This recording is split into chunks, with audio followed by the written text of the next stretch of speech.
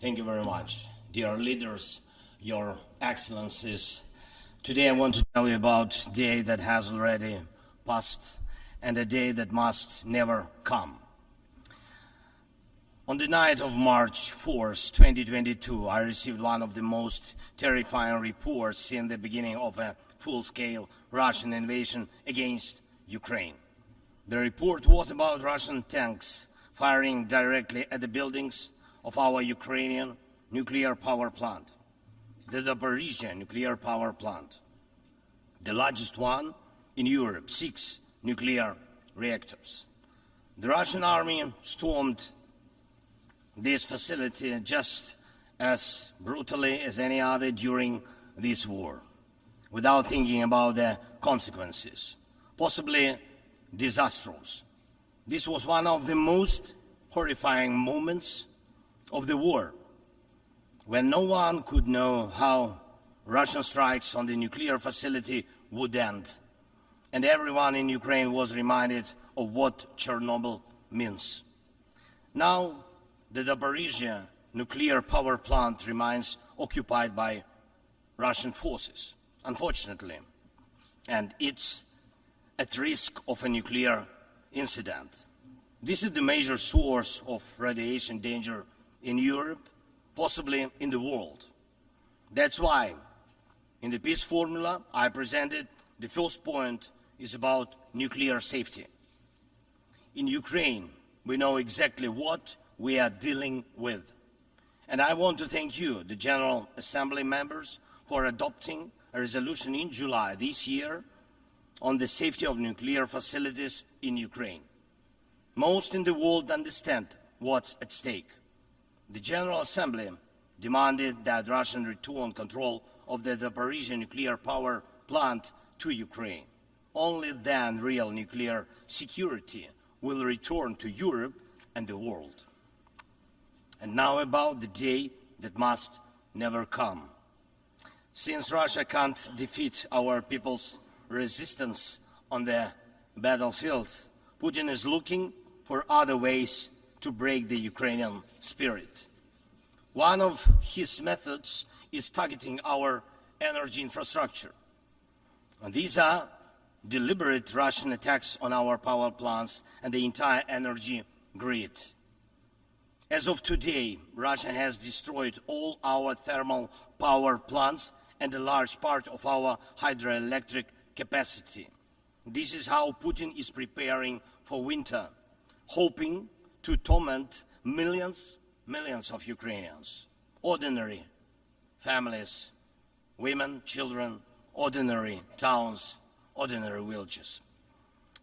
Putin wants to leave them in the dark and cold this winter, forcing Ukraine to suffer and surrender. Just imagine, please, your country with 80% of its energy system gone, with such a destroyed part of the system.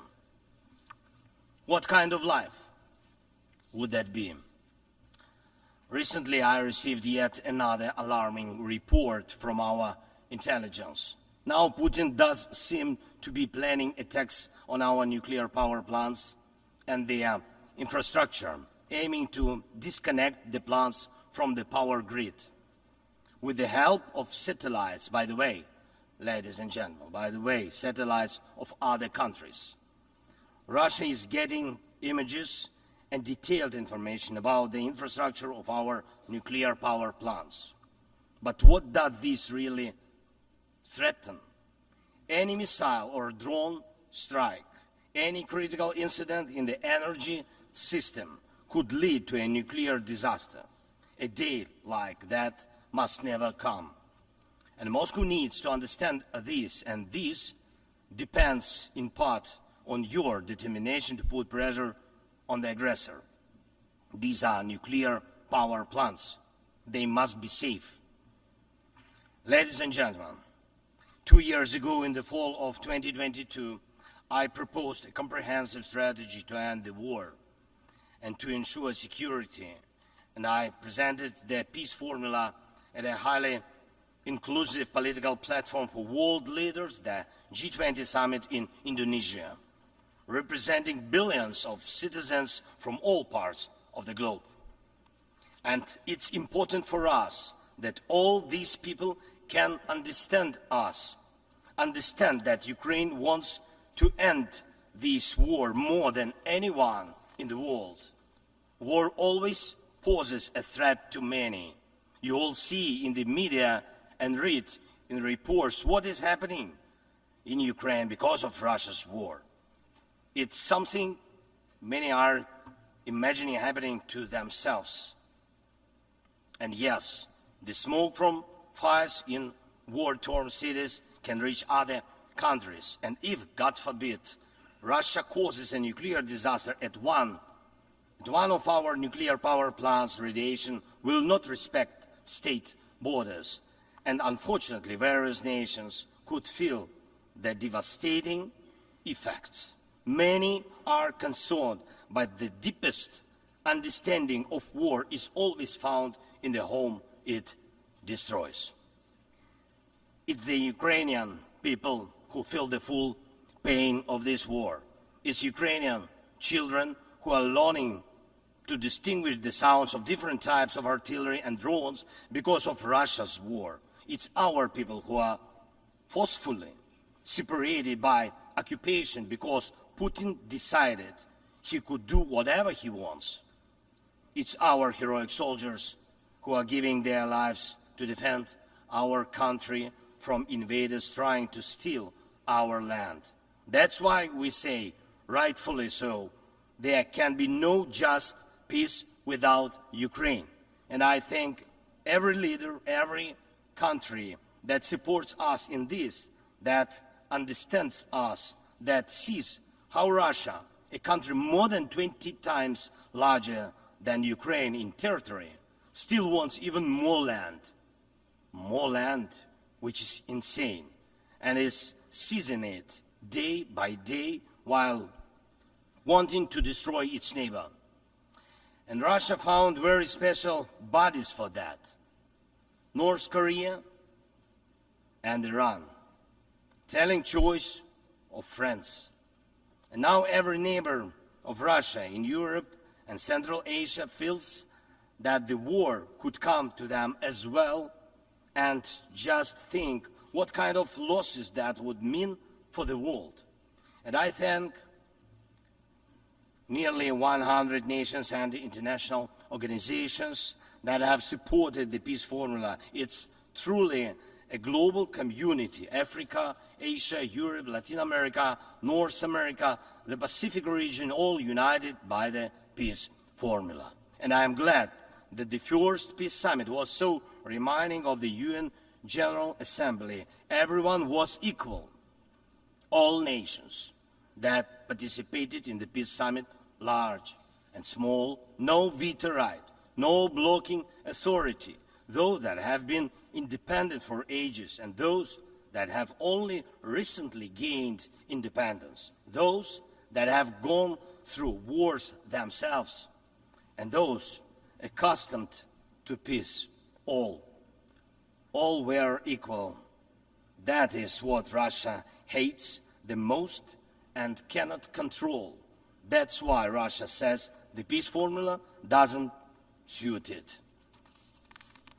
Here at the UN, I've already met with leaders from India, Guatemala, Japan and Italy, Turkey and Finland, Canada, Paraguay, Slovenia, Germany and others, and my meetings will continue. These are different, absolutely, parts of the world and various political waves of life, but they share the same understanding.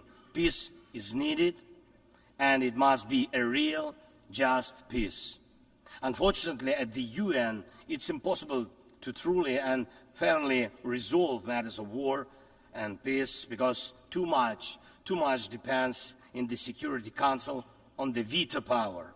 When the aggressor exercises veto power, the UN is powerless to stop the war, but the peace formula can. Once again, there is no veto power in it. That's why it's the best opportunity for peace. Everyone is equal, and it's effective and comprehensive. when some propose alternatives, half-hearted settlement plans, so-called sets of principles, it not only ignores the interests and suffering of Ukrainians, who are affected by the war the most.